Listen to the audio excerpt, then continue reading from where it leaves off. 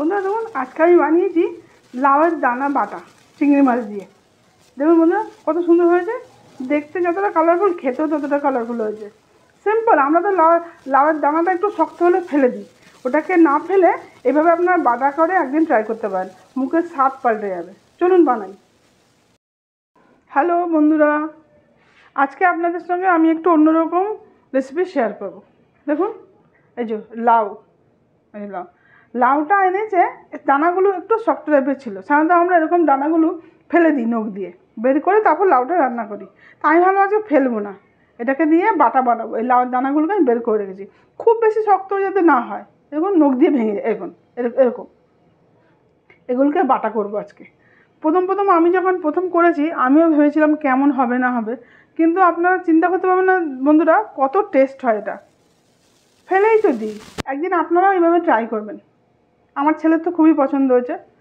এই দানাগুলোকে আমি বার করে নিয়েছি, এগুলোকে এর মধ্যে দেবো অল্প করে চিংড়ি মাছ, খুব অল্পই ছোটো ছোটো চিংড়ি নিয়েছি, ধুয়ে নিয়ে দেখুন। আর দুটো কাঁচা লঙ্কা নিয়েছি, একটু পেঁয়াজ, একটু রসুন, খুব অল্প অল্প করে এগুলো দিয়ে আমি বাটবো। আপনারা যদি চান সব একসঙ্গে দিয়ে কিন্তু তেলের উপরও নেড়ে নিতে পারেন, নেড়ে ওটাকে বেটে নেবেন একরকম বাটা।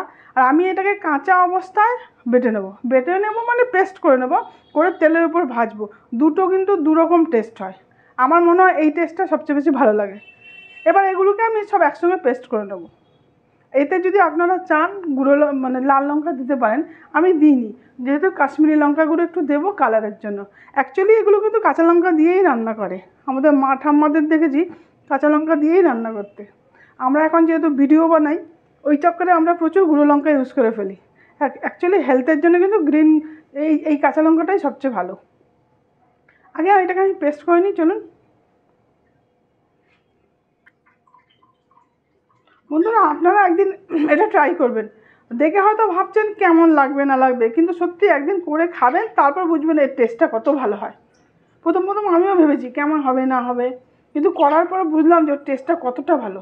নিয়েছি, এবার এতে আমি চিংড়ি মাছগুলো দিয়ে দেবো, দিয়ে দিলাম। এবার পেঁয়াজ, কাঁচা লঙ্কা আর রসুন সব দিয়ে দিলাম। এবার এটাকে একসঙ্গে পেস্ট করে নেব। এই যে এটাকে আমি এভাবে পেস্ট করে নিয়েছি। আর কড়াতে আমি সরষের তেল দিয়েছি, তেলটা গরম হয়ে গেছে। এবার এই বাটাটাকে আমি এর মধ্যে দিয়ে দেবো। তেলটা তুলনামূলক একটু বেশি দেবেন, কেননা সব কিছু পেস্ট করা তো, তেলটা একটু টেনে নেবে।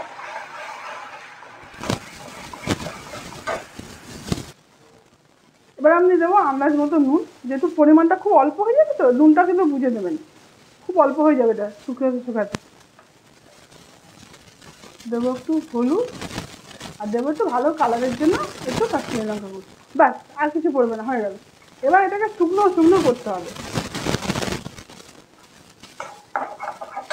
গ্যাসের ফ্লেমটা এই পর্যায়ে একটু হাই রয়েছে, একটু নাড়াচাড়া করার পর আমি স্লো করে দেবো, তাহলে আস্তে আস্তে করে ভেতর থেকে এগুলো শুকিয়ে যাবে, একদম শুকনো হয়ে যাবে।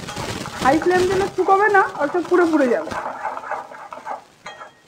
মিশে গেল, এটা শুকাতে একদম কমে যাবে, সব মিশে গেল। এবার গ্যাসের ফ্লেমটা আমি একদম স্লোতে করে দেবো, করে এটাকে এভাবে বানাবো। আস্তে আস্তে নেড়ে দেবেন, 5 মিনিট পর নেড়ে দেবেন আস্তে আস্তে করে। এই যে এই নরম ভাবটা আছে না, নরম ভাবটা শুকিয়ে টাইট হয়ে যাবে। বন্ধুরা আপনার যদি আমার ভিডিওটা ভালো লাগে লাইক করবেন, সাবস্ক্রাইব করবেন, কমেন্ট করবেন আর শেয়ার করবেন। এই বাটাটা দিয়ে ভাত খেলে না মুখের টেস্টই পাল্টে যাবে।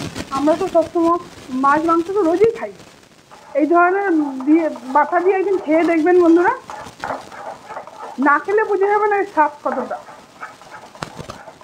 ব্যাস শুকো, গ্যাসের ফ্লেমটা স্লো করে একটু খালি মাঝে মাঝে নেড়ে দিতে হবে, ব্যাস। কতটা শুকনো হয়ে গেছে, 6-7 মিনিট হয়ে গেছে। এটা আরও 5-7 মিনিট হলে এটা হয়ে যাবে। 10-12 মিনিট লাগে মোটামুটি, যেহেতু গ্যাসের ফ্লেমটা স্লো করে রাখতে হয় তো একদম শুকনো হবে, তবে খেতে এটা ভালো হবে। আর যেহেতু কাঁচা রসুন পেঁয়াজ সব দেওয়া আছে, ওগুলো ভাজা হয়ে যাবে। আর 5-7 মিনিটের মধ্যে এটা হয়ে যাবে।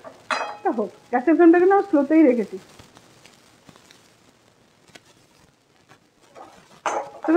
এবার এটা হয়ে গেছে, আমি গ্যাসের ফ্লেমটা একদম বন্ধ করে দিলাম। কত দেখুন দেখুন এরকম হয়েছে। একদম আঠা আঠা, সব শুকিয়ে গেছে আর সব ভাজা ভাজা হয়ে গেছে। কাঁচা চিংড়ি মাছ ছিল, কাঁচা পেঁয়াজ, কাঁচা রসুন, দেখুন বন্ধুরা ঠিক এরকম হয়েছে। দেখুন দেখুন, দেখেই মনে হচ্ছে কতটা খেতে ভালো হয়েছে।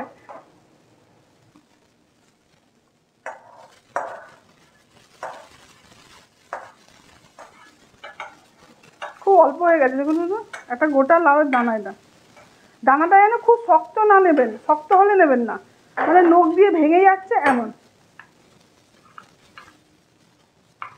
বন্ধুরা আপনারাও একদিন এভাবে এই লাউয়ের দানাটাকে না বাটা বানান, খান, খেয়ে দেখুন কেমন হয়। যদি ভালো লাগে আমাকে কমেন্ট করবেন, করে জানাবেন।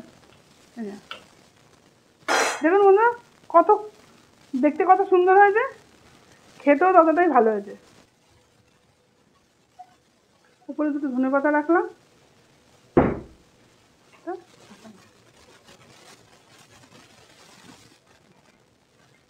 হয়ে গেল আমার লাউয়ের দানা চিংড়ি মাছ দিয়ে বাটা।